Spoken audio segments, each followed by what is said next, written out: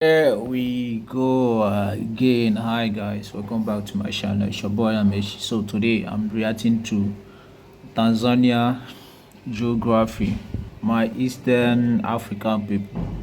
Asante sana. Uh, Asante sana. What again? I forgot. If I remember your people greeting, I'll greet you more. So let's watch and learn Tanzania geography. All right, Tanzania. This was actually the very first African country I had ever been to, so not gonna Wow. lie, this place has a little bit of a soft spot in my heart. Tanzania is the land of African extremes. You will find some of the biggest, the tallest, the oldest, the most of around here. Yet even more fascinating is how the people of Tanzania have made it their own. Welcome to the king of the Swahili coast. It's time to learn geography now! Hey everybody, I'm your host Barbs. Oh, what is this? Oh, it's a Tanzania shirt with the flag and the logo thing. Oh yeah, Ruba from the Sudan episode makes these at UnityShirtShop.com. If you would like to get one, go to UnityShirtShop.com. Support Ruba and her business. And also, shameless self-promotion. You can also get Geography Now merch at GeographyNow.com. It's not selling out if it's your brand. And as you know, one thing we love to do in these videos, we love to have people from the country in the country episodes. And with that, here is our resident Tanzanian that I found in Los Angeles, Mr. Chaka. Say hi. Mambo. Oh, Poa. Sawa sawa. Ah, I know that one. All right, so Chaka, very quickly, what are some things you think everybody should know about Tanzania? Being from Tanzania, we have a lot of everything, and what we do have is in the extremes. So where does Tanzania fit in? Well, basically, if East Africa was a family, Ethiopia would be the wise old grandpa that keeps the records of the past. Somalia would be like the desert merchant with a little bit of an attitude. Kenya would be the movie star. Rwanda would be like the super clean and efficient tech nerd. Burundi is the fraternal twin of Rwanda, begrudgingly wishing they had implemented the same industrial model. And then we get to Tanzania, the big guy with a powerful yet relatively calm demeanor. And that's just one piece of the story. And speaking of which, let's jump into the map now, shall we? So Tanzania, in some sense, is almost like two countries in one. In fact, that's how the country got its name. It's sort of like a portmanteau mashup of the names Tanganyika and Zanzibar. Tanzania. There we go. There you go. But how did that happen? Remember that skit we did in the Namibia episode? Well, you see those Zanzibar islands. Give me them. What? Well, the story doesn't quite end there. See, it was like... Wait, we didn't agree to this? Well, you know how things are, right? Yeah. So,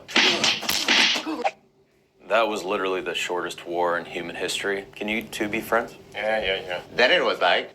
Out of the way, Portugal! About a century before that, it was like, Out of the way, Amira Killa! A few centuries before that... out of the way, native Bantus of these islands that I will also subjugate to the Arab slave trade across the Indian Ocean. And that's just the tip of the iceberg. So much more history involved. I mean, the Greeks called us Azania, and the Romans called us Zingidium. Yeah, Zanzibar and Tanzania are both complicated. But first, let's go to the map and the motion graphic, shall we? First of all, Tanzania is located in East Africa in the Great Lakes region, bordered by 8 other countries and the Indian Ocean to the east. The entire coast of Tanzania, with its islands, along with other parts of Kenya and Mozambique, are often referred to as the Swahili coast due to their historic ties, mostly centered around maritime trade routes that pass through. The country's capital is Dodoma, located close to the heart of the country, and they are further divided into 31 regions or mkoa. The Zanzibar Islands are made up of 5 regions in themselves and are considered autonomous regions. The largest city of the country, however, is just a skip away on the east coast, Dar es Salaam, which means the place of peace. Here you can find the busiest international airport, Julius Nyerere International, and the busiest seaport as well, the port of Dar es Salaam, which handles about 90% of the country's maritime trade activity. After Dar es Salaam, Mwanza on Lake Victoria and Arusha by Kilimanjaro are the second and third largest cities. However, due to the heavy traffic by tourism, Zanzibar's Abed Amani Karume International and Arusha's Kilimanjaro International come in at the second and third busiest airports. The country has nearly an 8,000-mile long network of paved highways known as trunk roads. In addition, the country also has 2,300 miles of rail lines that stretch all the way to the edges of the country and have international access to Zambia and Kenya. As of today, the only territorial dispute they have with another country is Lake Malawi with Malawi, in which Malawi claims that all the shores belong to them, whereas Tanzania is like, really? So I can't even step in the water without falling under your jurisdiction? Nope. No. And there's a place called Maf. No, it can't be possible. How Malawi will claim all the water and say they are the owner, while the water is near to Tanzania? No, it can't be possible. The two countries supposed to be sharing the water now. I'm happy that Tanzania stand on their ground. No, you can't have this water alone by yourself. We're supposed to share it. Wow. So far, so good. I'm really enjoying the Tanzania geography. It's very big. The landmark is very big and a lot of natural beauty. Let's continue. Island. It's actually a nice island. I mean, as long as you don't owe them money, they won't break your legs. In any case, back to the autonomy thing. Tanzania's administration is interesting when it comes to Zanzibar. Zanzibar's autonomy goes pretty far. They have their own government called the Revolutionary Government of Zanzibar. They have their own president and they even have their own flag. Overall, the mainland kind of just lets Zanzibar manage their own affairs, only stepping in for major national, diplomatic, and republic constitutional concerns. On top of that, Tanzania is a huge proponent of the East African Federation. If enacted and theoretically established, it would make the largest country in Africa, area-wise, 10th in the world, and 8th most populous. And the capital would theoretically be in Arusha, which is already the headquarters of the East African community. There's a lot of context behind this one. Maybe you should just, make a separate video on it. You're right, maybe I should. The country is a constitutional republic dominated by the Chama Cha Mapinduzi party. Basically, in the 60s, many African countries were gaining independence, which was like in the dead heat of the Cold War, and then you kind of know what happened. Hey, Africa, so we Russians never touched Africa. Mostly. And we won't. It's just now that there's those pesky British and French out, how would you like to kind of see how things are run the old USSR way? We've got this state-run system that controls the means of production while utilizing the proletariat. Look into it. Look, okay, some of this stuff seems kind of cool. Like, I can jam with the whole, one-party power collectivism. But, you don't understand how Africa works, and much of this would never fly. So I'm gonna take some notes and, spice it up with my own Africanized blueprint. This was essentially how Julius Nyerere, the first president, instituted Ujamaa. Ujamaa is a unique African social ideology that kind of blends the objective of relatively high state control and collective economics and social programs that encourages the population to become one people to combat tribalism. For example, all the land in Tanzania is government owned and at max leased at 99 years. The state used to have collective ownership of the natural resources. However, that changed, right? Yes, it did. Yeah. Now, many people have opinions on the effectiveness of these policies. Some might say that on a social scale it worked, but economically it needed sprucing up. But in the end, the point is, Tanzania tried to figure out a way to move forward with an incredibly diverse population. See, in the late 80s and early 90s, especially under President Nkapa, the country started to open up more free market policies, and that's when the country started to see trends like urbanization and foreign investment growth and so on occur. Can I tell you something? What's up? Benjamin Nkapa is underrated. Took our economy from a fire and put us back on our feet. Partially due to their amazing places of interest, the country has 7 UNESCO heritage sites. And to explain, here's Tanzanian geography Thabit to explain. My name is Thabit from Tanzania. If you want to come to Tanzania and visit, I recommend you visit Stone Town in Zanzibar, also Pangani, Bagamoyo. Personal favorite is Kilwa Kisiwani. It has a lot of rich history. Cave paintings in Kondoa. We have museums, cultural museums like Bujora in Mwanza, but also there is Maji Museum, which is a resistance museum, village museum in Dar es Salaam, where you can find different way people build houses. The Declaration Museum in Arusha, and also the Natural History Museum. Tanzania will never bore you. Thank you. Thank you, Thabit. Yes, the nature of Tanzania is without a doubt one of the most powerful attributes. With so much info, let's move into it. In the next segment,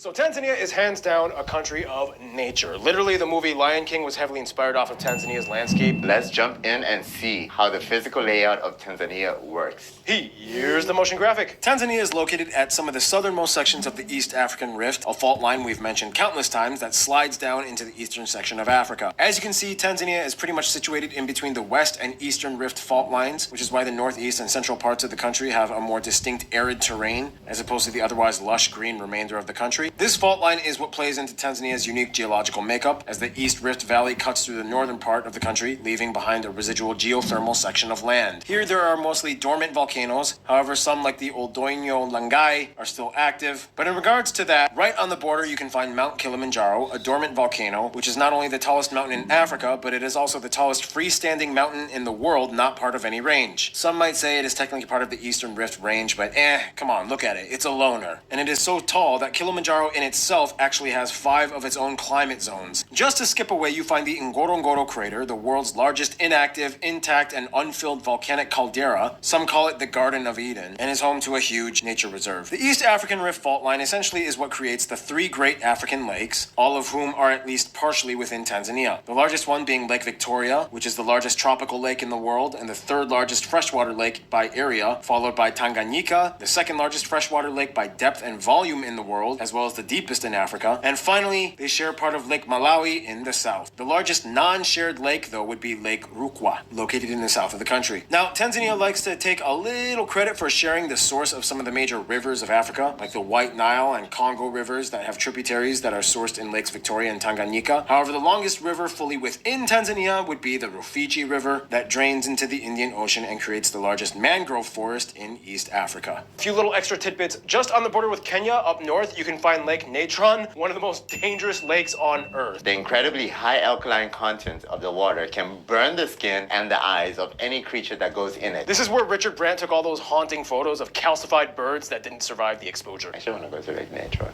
I kind of want to go there too, actually. I mean, we have a volcano that spews out carbon, and it actually fertilizes the ground all around it. Another one in the Olduvai Gorge, you find magnetic volcanic ash sand dunes that shift about 10 meters every year. And if you throw the sand up in the air, it'll actually clump back together before it falls down rather than spreading out. Tanzania is also a hotspot for the high-end and opulent products. Here's Tanzanian geography Shama to explain. Hello, my name is Shama and I'm from Tanzania. Tanzania is the leading country for the production of sisal, which is used to make ropes. It is the 3rd leading African country for the production of gold after South Africa and Ghana. And speaking about minerals, of course, Tanzania is the country that produces tanzanite. Tanzanite is a blue-violet mineral that is mined in Mererani Hills in Moshi. Beautiful. It is very, very beautiful. It is actually breathtaking. So Tanzania also produces trees such as Mpingo tree, a very famous tree that is used actually for carving because of its very hard nature, and which makes it one of the most expensive trees in the world. It's a good place to be. So karibu sana Tanzania. Thank you. And finally, Tanzania is the largest producer of seaweed in Africa, mostly off the shores of Zanzibar. Almost all the plantations are tended by the local Zanzibari women that haul in the harvest. They work hard, they work hard. And about less than half the population has access to amenities like electricity and clean water. But that's about to change, because we're building a very big dam at Stiegler's Gorge. And it's going to be the biggest one in Africa. For a minute, until Ethiopia, with its grand Ethiopian Renaissance. Ethiopia's going to... Always Ethiopia. It's always the Ethiopians. Give us 1 year. Now, the World Bank classifies Tanzania as a lower middle income economy. Which is better than just a lower income economy. And although they still rank low on the global scale, the restructuring policies that transitioned from the Ujamaa command economy to a market economy in the 90s really helped boost their GDP per capita index. Things like e-finance, mobile banking, services like M-Pesa have completely taken over. But no matter how techy we can become in Tanzania, we will always cherish our crowning glory, nature. And with that, here's Gary Harlow to explain the wildlife. Hey there, mateys. Caleb here to do another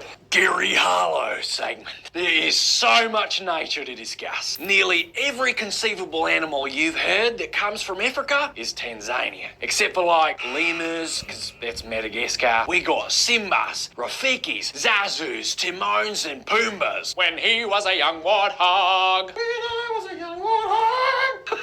Somewhere around 30 to 40% of the country is dedicated to national parks, reserves, and conservation areas. 17 in total, the largest protected wilderness preserve being the Selous Game Reserve. Many of the parks have specialties like the Miserani Park, known for having snakes like the black mamba and the rock python. Yes guys, before we proceed, please guys, like and subscribe to your boy now. Please now subscribe to my channel now, please guys. Like and subscribe and comment in the comment section below. Any video you want me to react in my next video, put it in comment section below. Let's enjoy the video. The Gombe Stream National Park is where Jane Goodall observed chips. However, the most famous world-renowned parks being the Serengeti and the Ngorongoro Crater. You've probably heard of the Serengeti. It hosts the largest mammal migration on Earth, labelled as one of the 7 natural wonders of the world. At 310 species, Tanzania holds about 20% of all the large mammal species of Africa, including the highest population of African lions in the world. And there's over over 960 species of birds found here. Very few places on Earth compare to Tanzania when it comes to wildlife. Finally, we've got a fun fact for you. Farmers are known to throw condoms full of chili powder at elephants to ward them off from their crop fields, much like I do on the streets of Los Angeles to approaching females, because I'm married and because I have a daughter. Whoa, she's terrifying. Here's a condom full of chili powder. I'll see you next time. Have a good one, mates. Thank you, Gary. I mean, the government bans us from killing elephants, so we have to find what works. Chili bombs and condoms. Speaking of crops, Tanzania grows so many good food. Tanzanians and many other East Africans, for that matter, usually adhere to the flexitarian diet. Many households don't eat meat daily and may reserve meat for maybe a weekly or special occasion meal. We take tea very seriously. We call it chai, by the way. Anytime is tea time. When I was there 2 times a day, 10, 4, you drop everything and just do tea. Exactly. It's good for your health. It is. Talk more about the food and cuisine of Tanzania. Here is Tanzanian geography Fadil to explain. Hello, my name is Fadili from Tanzania. In Tanzania, we have so many good dishes. One staple that we use for almost every meal is ugali, which is made by maize or cassava flour. We grow about 20 different type of banana that are used for everything, soup, dessert, or even just eating them raw.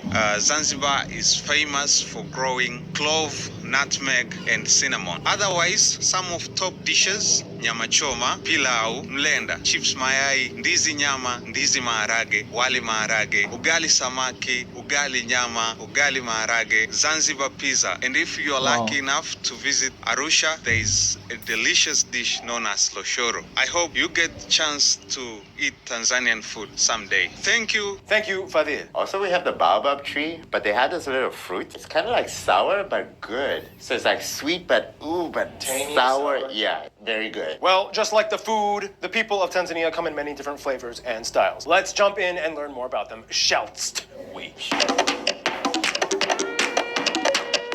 All right, Chaka, how would you summarize a Tanzanian person? Well, I'd first have to look at the national anthem. Mungu ibariki Afrika. Africans first. You have to realize. So for you guys, it's more like Africa first before Tanzania even. Because Tanzania is just a first step. I love Tanzania, don't get me wrong, and we do love Tanzania. But also we realize there's a bigger picture. Completely unrelated side note, there's a tribe called Hehe.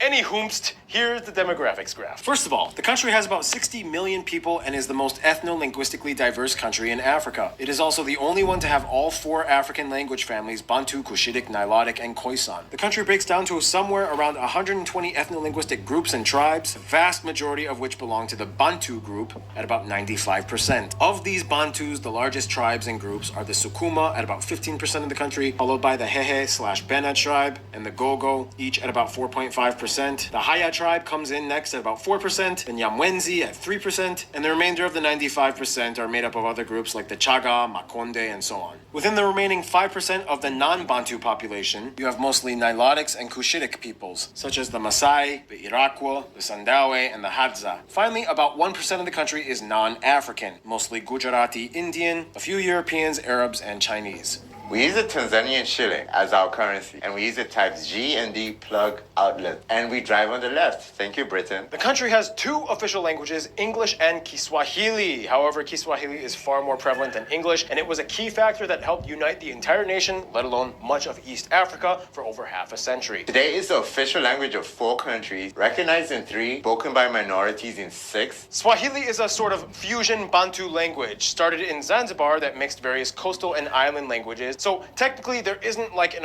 original Swahili people group, although often Zanzibari people are referred to as Swahilis since they kind of started the whole deal. Would you say that's kind of accurate? I would say that's accurate enough because everyone claims that Swahili started in the town, Mombasa, Malindi, Mtwara, Tanga. Because everyone, it's like your mom is cooking. In addition, it borrows about 20% of its vocabulary from Omani Arabic. Basically, in the 60s and 70s, Julius Nyerere and his team were kind of like, okay, so we have over 120 tribes and ethnic groups and we need to communicate, but like in a pan-African format taught at elementary levels that appeals to everyone and not just to the English-educated elite. Well, the majority of our country is Bantu, so a Bantu language would probably go well. Yeah, we should probably choose one that doesn't cater to any specific tribe, or at least a large tribe, as to avoid a sense of favoritism. True, okay, Kiswahili. And it pretty much worked. Okay, so there's a joke. All the Tanzanians have told me this. So basically, they say Kiswahili was born in Zanzibar, grew up in Tanzania, got sick in Kenya, died in Uganda, and then was buried in Congo. He said it. I didn't say it. They're all thinking it. But he said it. I got nothing but love for you, Kenya. Uganda, Congo, bring it in. Yeah, Umoja. Some Swahili words that you have heard include things like Hakuna Matata, Simba, Hakuna Matata. Rafiki, Safari, Kwanzaa, Jenga. Religion. Tanzania today is about, give or take, 2/3 Christian and about 1/3 Muslim, with small pockets of animus sprinkled within the runoff of those estimates. Wow, this is my first time to learn this. So, because before I think that in Tanzania, I think Christian there is smaller than Muslim, because almost the big star we are seeing on TV is from Muslim, because they are used to showcase. It's true that they're showcasing their real culture, like dancing with all those big women with a big bag. You understand what I mean? Now, so I don't want to call the name because of the Facebook, because of YouTube, this thing policy. So those women that are used to have big bag, that are used to be dancing and twerking with their big gifts of God. So I thought sometimes they are used to showcase Muslim religion things. I thought that Tanzania is almost Muslim. I don't know that Christian is bigger than the Christian there is bigger than Muslim. Wow, not my first time to learn. It's good to watch and learn. Like I think what is that star? Their star Harmonize. Yes, I know the guy. I love this song. Maybe very soon I'll react to a song. And this guy Diamond Platinum. Yes, I love that song very well. So let's continue. Most of the Muslim community lives on the coast and on Zanzibar Island. Interestingly enough, Islam was not started by the Omanis, but by the Persians, and we call them Shirazis. Now, obviously, as mentioned, there are so many tribes and ethnic groups of Tanzania. We definitely do not have time to go through all of them. Nonetheless, I asked you guys, the Tanzanian geography peeps, to summarize some of the biggest and most well-known tribes in Tanzania, and here are some of the things that you guys said. The largest group, the Sukuma, Ooh, it means push. and the Haya, kind of big shots around Lake Victoria in the north, known for being hard-working agriculturalists. Many have a long-standing tradition depending on medicine men and dawa, or zootherapy remedies made from animals and plants around them. The southern Hehe and the Bene groups are often lumped into one. They, along with the Gogu tribes, are kind of seen as the warriors of the nation. The Hehe under Chief Mkwawa resisted the German forces for 7 years in Lugalo, and the Gogo tribesmen under Kinjekitile Nwale fought again against the Germans in the Maji Maji War. So I guess you could say when the Germans came, they were like, hey, let's go, get them. The Nyamwezi, who are also known as the people of the moon, are cousins of the Sukuma, and they take part in the trade. Unfortunately, the trade has spilled over into the Arab slave trade. The Haya tribe was one of the first tribes in antiquity to have forged iron through their own blast furnaces that they invented, and they are kind of known for having lots of people that pursue the higher education fields. Often professors at universities are Haya. And every Tanzanian will say the Chaga are like the businessmen of Tanzania. They originated around Kilimanjaro, and today when you meet a Chaga, chances are they are involved in some kind of business. The Makonde, they're kind of known for being like the artists of Tanzania, renowned for their abstract ebony carvings, usually depicting the Shetani or East African mythological creatures. And we have the main Cushitic group, the Iraku, people who live mostly in the Manyara region. And Goruka is kind of like a ruin. The archaeologists, when they saw it, they couldn't understand what it was. And we kept telling them, like, that's the Iraku, they did it. Then you also get the Nilotic tribes like the Datuga or the Rainmaker tribe, and of course, the most famous one, the Maasai. You've probably seen them. They are one of the most widely documented African tribes in international publications. Speaking of which, I have a shuka cloth. I got this when I was in my early 20s because I was trying to be all cultured and stuff. I mean, look at this. Finally, you have the Khoisan group, the Sandawe and the speculated Hazar tribes. Yes, they speak with the Khoisan click consonants like the And some of them live semi-nomadic lives in the bush and maintain their hunter-gatherer traditions and lifestyles. And just a little shout out to the Meru tribe, the one that I was staying with when I visited. They're located at the base of Mount Meru. They are super nice people and they're huge on fruit cultivation. The best mangoes and bananas I ever had in my life came from the Meru tribe. The Meru people are good people. So anyhow, those are some of the largest, most well-known groups of Tanzania. If there's any more that we didn't mention, please write them in the comments. Otherwise, we have to move on. It's a lot to mix. But one thing they do like to mix is at a crowd at a sporting event. So with that, here's Art with the sports part.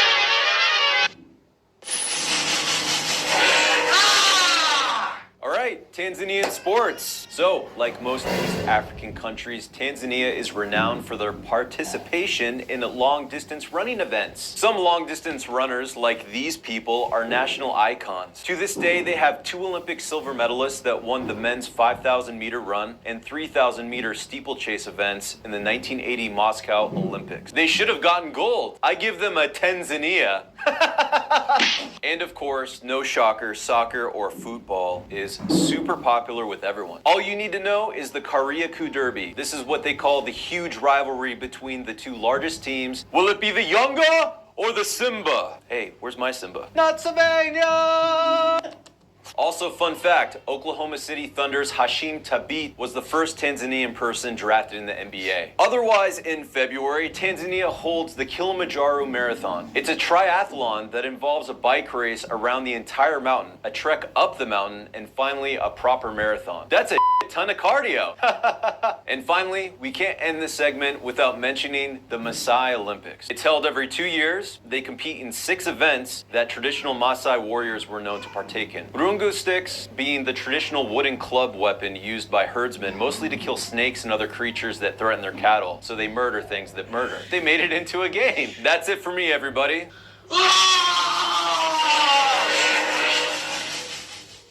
Thank you, Art. Yeah, considering what natural wonders the country offers, it's no shocker that Tanzanians definitely get their fair share of outdoor activities. Some of which also play into our personal traditions and customs. And with that, here's Random Hannah to explain a little bit more.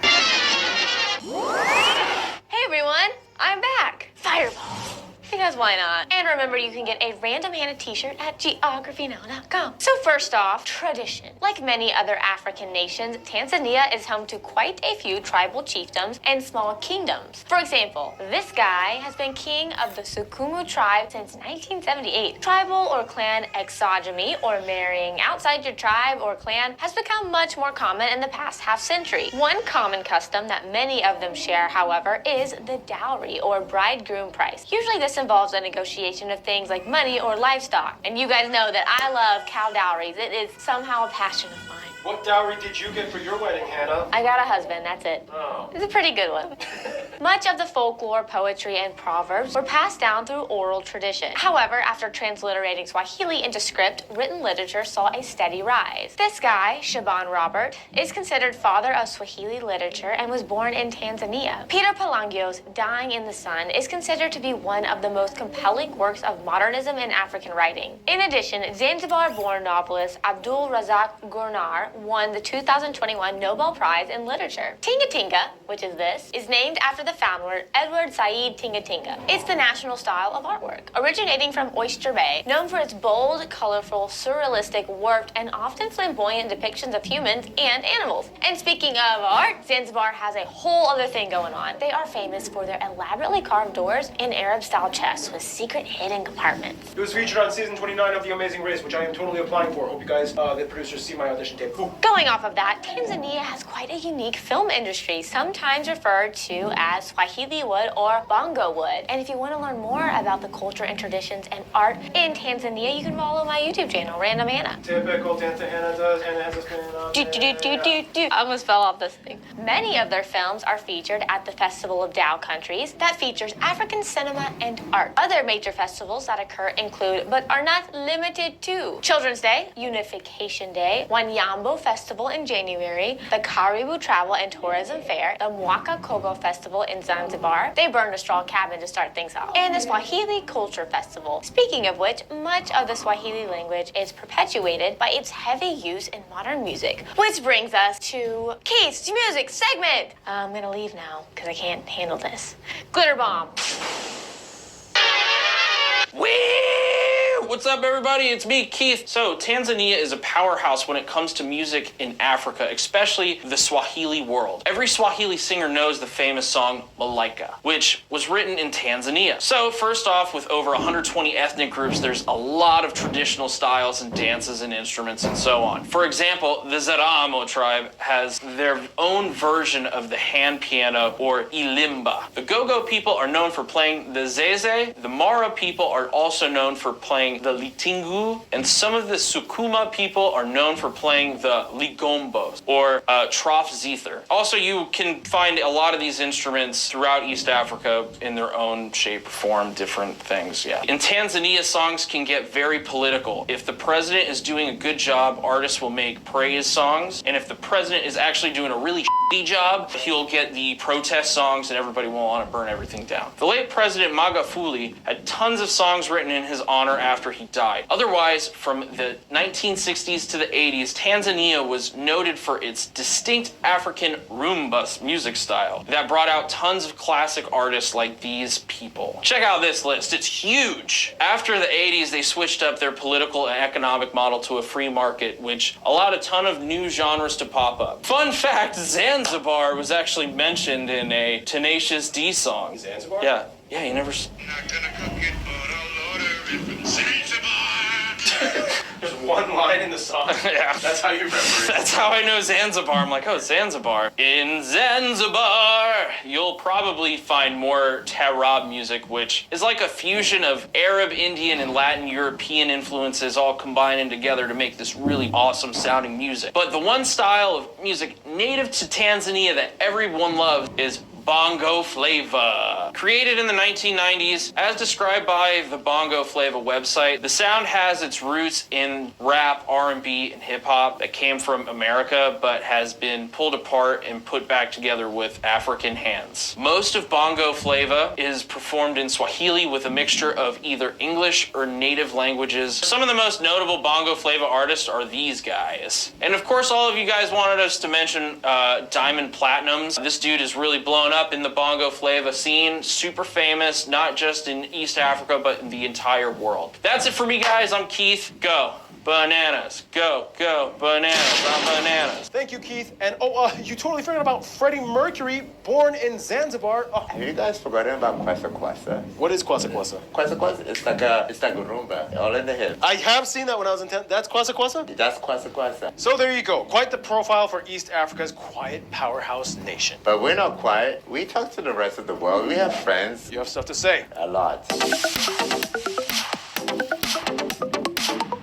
So modern history has given Tanzania quite the advantage of building diplomatic relations abroad because of all the maritime trade that they were based off of. We have a long-term Indian Ocean trade, so this is not recent. So let's look at the motion graphic to see how it plays out. First of all, outside of Africa, both India and China are kind of competing for Tanzania's affection. For one, not only is India their largest export partner, but Tanzania has had historical ties to India for centuries and is home to a large community of Indians, mostly Gujaratis. Indian influence has not only creeped its way into Tanzanian culture in things like food, but also a large portion of the businesses in Tanzania are owned by Indians. And many notable Tanzanians of Indian descent have become celebrities, athletes, government officials, and so on. India sees this and loves it because it kind of solidifies a bond between them. Whereas China comes in and says, hey, not only am I your biggest import partner, but also I have roots here too. Chinese people have been coming in mostly since the 1930s, and we've been one of the biggest investors in your infrastructure development in things like railroads and stadiums. There was a little controversy though in recent years when China deliberately had to crack down and arrest quite a few of their own people in Tanzania that were convicted in taking part of the illegal ivory trade. But overall, good relationship with China. Otherwise, their former colonial power, the British, generally now have amicable ties. The UK is the largest foreign direct investor and the top country for tourist visitors. They are also obviously the top purchaser of Tanzanian tea. And today, many Tanzanians either have family in the UK or they study abroad in the UK. If we're talking about their closest friends, though, we have to bring it back to the African continent. For one, they are kind of like the link between between the EAC and the Southern African Development Community, or SADC. At one point, Tanzania really pushed for the East African Federation to become a unified nation state, but there was some skepticism amongst some of the members, Uganda, and after that incident fizzled out, they kind of turned their heads south. And that's when you see Tanzania really getting involved. Not only were they a founding member of SADC, but virtually every independence movement in the Southern African states were somehow affected or assisted by Tanzania. Hell, Zambia even shares the same national anthem as Tanzania. In the end though, the EAC neighbors, or the Swahili siblings, will always have a somewhat closer spot to their hearts. Despite the brief 8-month-long war with Uganda, they've been tight with everyone in the Great Lakes region. In addition, many of them share tribal or ethnic groups across the borders. They all share a trade bloc, a duty-free common market, common customs procedures for inter travel, and so on. If we're really gonna narrow this down though, some might say Kenya is kind of like the flashy brother of Tanzania. It has a more prosperous economy and developed industry, yet Tanzania doesn't feel threatened or jealous. They're happy to see Kenya getting some spotlight, and if anything happens, they will be there for them through thick and thin. Also, Kenya will never have Kilimanjaro, so it's kind of like they already won anyway. In conclusion, Chaka, you're the Tanzanian. I say you take it away. Let's go with Tanzania. In conclusion.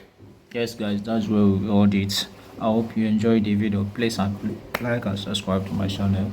Peace out.